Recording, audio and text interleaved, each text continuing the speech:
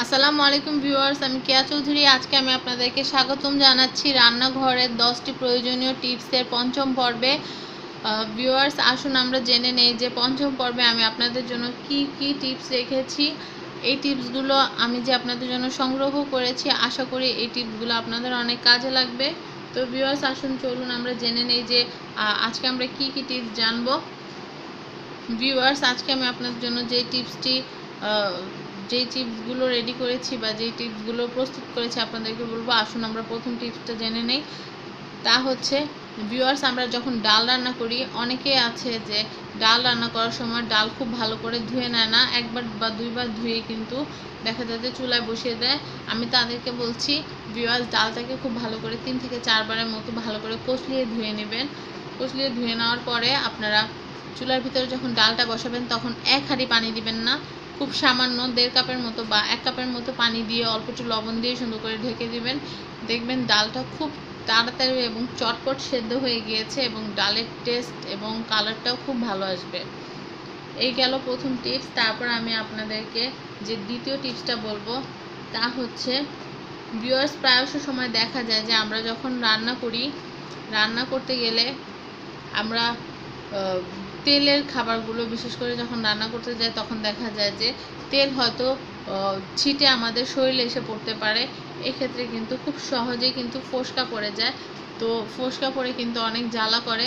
তো আমরা যেই কাজটা করতে পারি তা হচ্ছে যত তাড়াতাড়ি সম্ভব আমরা পানি দিয়ে জায়গাটাকে ধুয়ে নেব এবং যে যদি ফোসকা পড়ে যায় তাহলে চেষ্টা করব ওই ফোসকার যে স্কিনটা ভালো করে ক্লিন করে তুলা দিয়ে ওই ফোসকাটা উঠিয়ে আমরা ওই জায়গাটার ভিতরে ভালো করে পেস্ট লাগিয়ে নেব। পেস্ট লাগিয়ে নিলে যে কাজটা হবে তা হচ্ছে খুব সহজেই আমরা ইনস্ট্যান্ট রিলিফ পাবো এবং এই যে সারাদিন যে হিটে যে পুরা বা গরম হওয়ার যে টেন্ডেন্সিটা সেটা একেবারে চলে যাবে, একদম ঠান্ডা এবং খুবই ভালো লাগবে। তারপর ভিউয়ার্স, আমি আপনাদেরকে যে টিপসটা বলবো তা হচ্ছে ভিউয়ার্স, অনেকে বলে থাকেন যে ফ্রিজে দুর্গন্ধ হয়। তো ফ্রিজের দুর্গন্ধের জন্য আপনারা যেই কাজটা করতে পারেন তা হচ্ছে ফ্রিজটা খুব ভালো করে মুছে আপনারা এতে লেবু স্লাইস কেটে কেটে আপনারা ছিটিয়ে রাখতে পারেন। এর ফলে যে কাজটা হবে তা হচ্ছে আপনাদের ফ্রিজটা একেবারে দুর্গন্ধমুক্ত থাকবে। আপনারা পেয়ে যাবেন আপনাদের রিফ্রেশিং খুব সুন্দর সতেজ ফ্রিজ এবং সংরক্ষণ করতে পারবেন আপনাদের সব খাবার। ভিউয়ার্স, এরপরে যে টিপসটা আমি আপনাদেরকে বলবো 4 নম্বর টিপস, তা হচ্ছে আপনারা যখন ফ্রিজ সংক্রান্তই, তা হচ্ছে ফ্রিজ যখন আপনারা পরিষ্কার করবেন তখন কিন্তু কখনোই ডিপ ফ্রিজ পরিষ্কার করার সময় আপনারা ধারালো কিছু ব্যবহার করবেন না।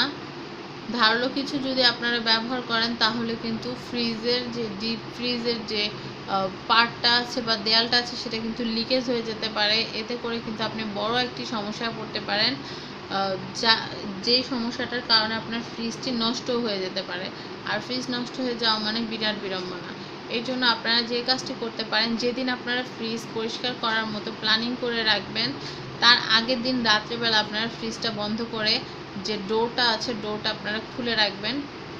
মানে ডিপ ফ্রিজের যে দরজাটা বা ডিপ ফ্রিজের যে দরজা, লাইট ফ্রিজের দরজা আপনারা খুলে রাখবেন। এতে করে সারা রাতে বরফটা আলগা হয়ে থাকবে। পরের দিন সকালে বা আপনাদের সময় করে কিন্তু আপনারা খুব সহজেই ইজিভাবে ক্লিন করতে পারেন।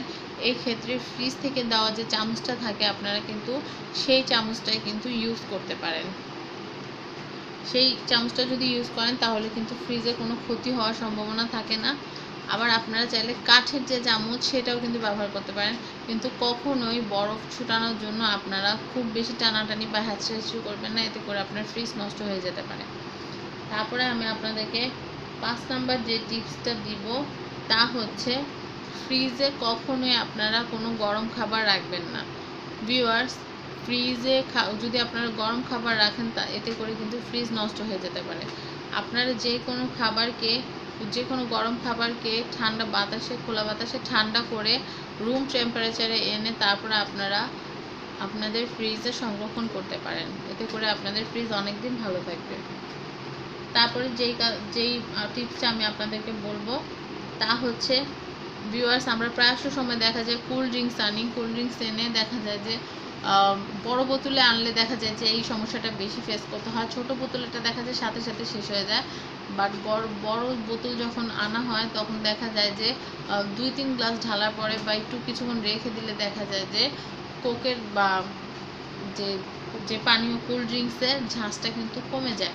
তো ভিউয়ার্স, এই কোল্ড ড্রিঙ্কসের ঝাঁজ কমে গেলে কিন্তু কখনোই আমরা এটা ফেলে দিব না, আমরা অবশ্যই এটাকে কাজে লাগাবো। আমরা কিন্তু ঘরের মেঝে, তারপর তেলের যে কিচেন কাউন্টার, এগুলো পরিষ্কার করতে কিন্তু বা চুলা পরিষ্কার করতে কিন্তু আমরা এই কোল্ড ড্রিঙ্কসটা ব্যবহার করতে পারি। এই কোল্ড ড্রিঙ্কসটা ব্যবহার করলে বা এই কোল্ড ড্রিঙ্কসটা দিয়ে যদি আমরা মেজে নিই তাহলে কিন্তু আমাদের সিঙ্ক, তারপর যে কিচেন কাউন্টার বা আমাদের চুলা কিন্তু একেবারে ঝকঝকে হয়ে যাবে। তারপরে আমি আপনাদেরকে যে টিপসটা বলবো তা হচ্ছে আঠার যে টিউব আছে বা আঠার যে ডিব্বা আমরা ব্যবহার করে কিন্তু প্রায় দেখা যায় খোলা বাতাসে ফেলে রাখি, এতে করে কিন্তু আঠার টিউবের আঠা সব কিন্তু শুকিয়ে যায়। এটা কিন্তু পরবর্তী সময় আর ব্যবহার করা যায় না। এই জন্য আপনারা যে কাজটা করতে পারেন, আঠার যে কন্টেনারটাকে আপনারা কিন্তু ফ্রিজে সংরক্ষণ করতে পারেন। এতে করে আপনাদের আঠাটা কিন্তু একেবারে নতুনের মতো থাকবে এবং অনেক দিন চলবে, অনেক দিন আপনারা ব্যবহার করতে পারবেন, এটা সহজে শুকিয়ে যাবে না। তো ভিউয়ার্স, এইভাবে আপনারা আঠা কিনে আঠাটা ফ্রিজে সংরক্ষণ করলে আপনাদের আঠার যে গুণগত মান এটা একেবারে ঠিক থাকবে,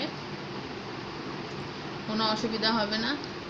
এরপরে ভিউয়ার্স, আমি আপনাদেরকে যেই টিপসটা বলবো তা হচ্ছে আপনারা যখন ফ্রিজে মাছ সংরক্ষণ করবেন, আস্ত মাছ, তখন মাছটিকে ভালো মতো ধুয়ে, বিশেষ করে ইলিশ মাছ সংরক্ষণ করার সময় আপনারা এই টেকনিকটা করতে পারেন।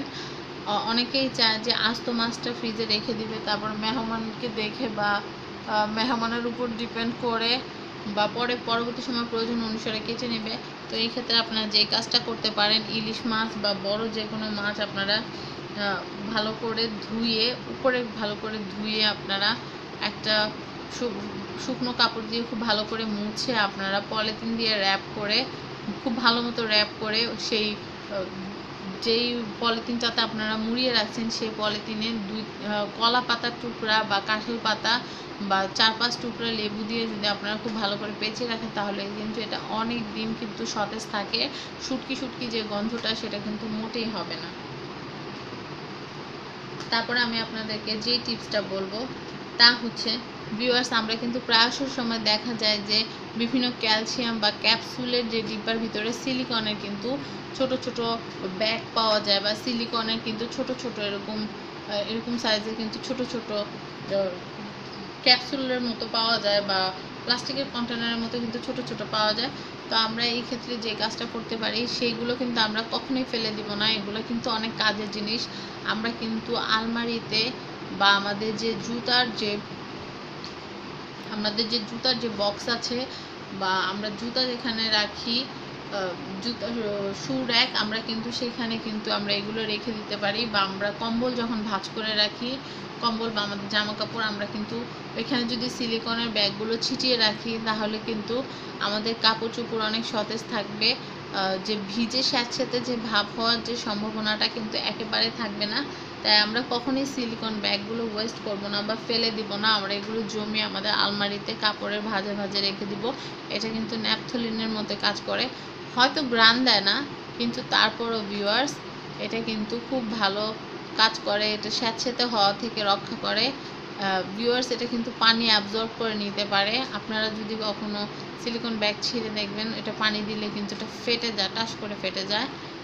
কিন্তু ভিউয়ার্স, এটা সাবধান রাখতে হয় বাচ্চাদের কাছ থেকে, আপনারা কেয়ারফুল থাকবেন যেন বাচ্চারা এই সিলিকনটা মুখে না দেয়। তারপরে ভিউয়ার্স, আমি আপনাদেরকে যেই টিপসটা বলবো 10 নম্বর টিপস এবং সর্বশেষ টিপস তা হচ্ছে আমরা দেখা যায় যে মোমবাতি, অনেকে কিন্তু অনেক শৌখিন, কারেন্ট চলে গেলে কিন্তু এখন কিন্তু অনেক ফাস্ট যুগ, অনেক ফাস্ট, সব রকমের টেকনোলজি আমাদের হাতে আছে, কিন্তু তারপরে দেখা যায় অনেকে কিন্তু ক্যান্ডেল বা মোমবাতি অনেক পছন্দ করেন। অনেক সময় দেখা যায় যে আমরা ক্যান্ডেল স্ট্যান্ডে যখন ক্যান্ডেল জ্বালাই বা আমাদের ঘর সাজানোর জন্য যখন এগুলো ব্যবহার করতে যাই তখন দেখা যায় যে মোমবাতি অনেক তাড়াতাড়ি বা দ্রুত শেষ হয়ে যায় বা জ্বলে যায়। তো এই ক্ষেত্রে আমরা যে কাজটা করতে পারি, আমাদের যে মোমবাতিগুলো আছে সেগুলো আমরা ফ্রিজে রেখে দিলে এই মোমবাতিগুলো কিন্তু তাড়াতাড়ি জ্বলবে না। তো আমরা যে কাজটা করব তা হচ্ছে আমরা মোমবাতিগুলোকে আমাদের যে ফ্রিজ আছে, ফ্রিজের যে লাইট যে পার্টটা আছে সেই পার্টের ভিতরে আমরা সংরক্ষণ করব। এতে করে মোমের যে তাড়াতাড়ি গলে যাওয়ার যে প্রবণতাটা সেটা কিন্তু অনেকাংশে কমে যাবে এবং মোম কম গলবে। তো ভিউয়ার্স, আশা করি আজকে আমি যে 10টা টিপস আপনাদেরকে দিলাম, এই 10টা টিপসই আপনাদের কাজে লাগবে আপনাদের রান্নাঘরে এবং আপনাদের জীবনে। তো ভিউয়ার্স, আশা করি আমার এই ভিডিওটি আপনাদের ভালো লেগেছে। যদি ভালো লেগে থাকে আমার ভিডিওটি, তাহলে অবশ্যই লাইক দিবেন আমার ভিডিওটিতে, শেয়ার করবেন আমার ভিডিওটি এবং অবশ্যই সাবস্ক্রাইব করবেন আমার চ্যানেল ফ্যামিলি অ্যান্ড ফ্রেন্ডস। ধন্যবাদ সবাইকে আমার ভিডিওটি দেখার জন্য। আল্লাহ হাফেজ। ভিউয়ার্স, এটা যে সর্বশেষ এবং 6 নাম্বার যে ভিডিওটি, সেই ভিডিওটি দেখার আমন্ত্রণ জানিয়ে আজকে বিদায় নিচ্ছি। আল্লাহ হাফেজ।